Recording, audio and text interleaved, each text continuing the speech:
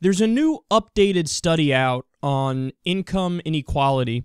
Think Progress reports, quote, between 2009 and 2012, according to updated data from Emmanuel Saez, overall income per family grew 6.9%.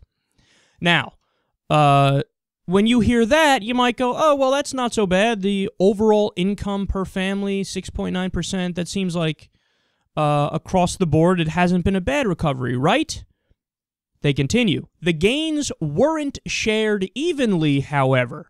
The top 1% saw their real income grow by 34.7%, while the bottom 99% saw only a 0.8% gain, meaning that the 1% captured 91% of all real income. God damn. See, this is why you have to be very careful when you comb your way through data and statistics, because sometimes some statistics can be very misleading. So if you just mention that first part, that, hey man, since the recession, the overall income per family grew 6.9%, when you talk about averages especially, it's like, woo, pump your brakes a little bit there, buddy. Because if you do an average, that could just mean that there's, outliers that skew the numbers tremendously, and that's essentially what we see here. They continue, quote, adjusting for inflation and excluding anything made from capital gains investments like stocks, however, shows that even that small gains for all but the richest disappear. According to Justin Wolfer's, adjusted average income for the 1% without capital gains rose from $871,100 to $968,000 in that time period. For everyone else, average income actually fell from $44,000 to $43,900. Calculated this way, they say the 1% has captured all of the income gains. All of the income gains. So there's not a real recovery from this recession. The real recovery has only gone to the richest of the rich. It's only gone to the elite and the stock market class. And it's not even really the upper middle income people either. We're just talking about the richest of the rich who have seen a recovery. We've spoken about this at length before, but it's good that the unemployment number has gone down for sure. But you have to understand that a lot of higher paying jobs were replaced by low-wage jobs.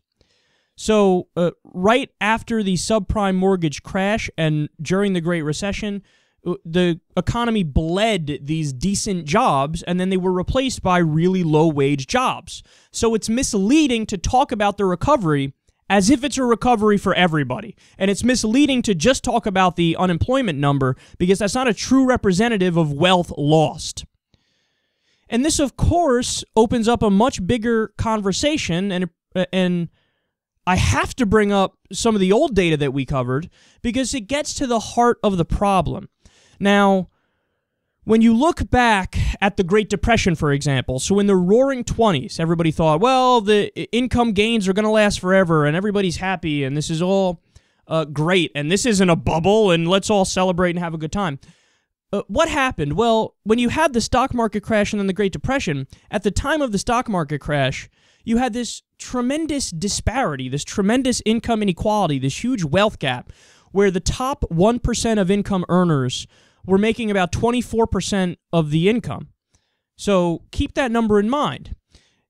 Then when we had the New Deal reforms and we had increased unionization and we had better regulation of the marketplace during the time which was called the Golden Age of Economic Expansion in America, so roughly 1945 to 1975 or so, during that time span, we had higher taxes on the rich, a higher marginal rate on the rich, and the amount of income made by the top 1% went from that ridiculous number of they made 24% of the income, it dropped to anywhere from 8% to 12% of the income.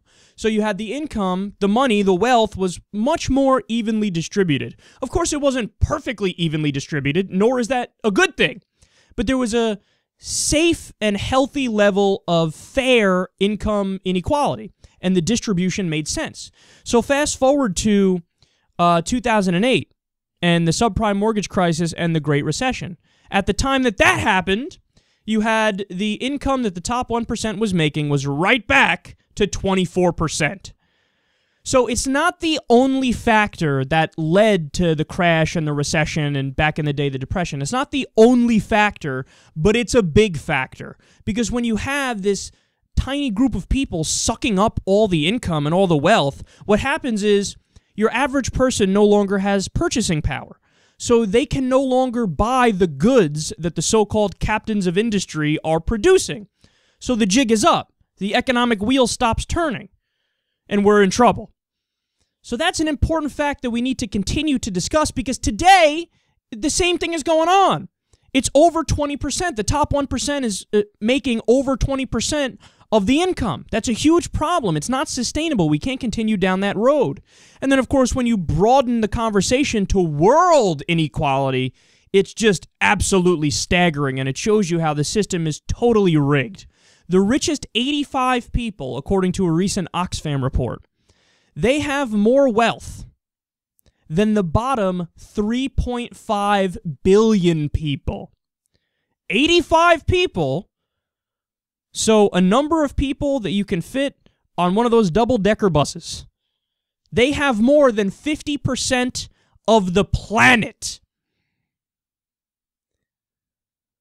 Look, I think we all get it that a certain level of income inequality is necessary to incentivize people to want to work and get to that next level, and people understand and are rational about it, where they say, all right, man, look, the person who works 2 or 3 jobs and busts their ass and has a high-pressure job and, you know, is responsible for all these different things, sure, they should make more money than a part-time janitor. Nobody's arguing against that.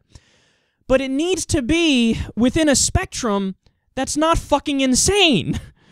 It needs to be something that's not, honestly, comically stupid. So when we talk about the information from today that we just covered, how all the gains went to the rich, when we talk about the history of the income that the top 1% makes, when we talk about the total picture of the wealth gap around the world, what we see is a totally unsustainable system, and in the long run, this is going to lead to revolution and political upheaval and unrest. So what we need to do for the sake of humanity itself and for the sake of continuing civilization is we need to move in a direction that doesn't make us all get the same amount of money for what we do, no.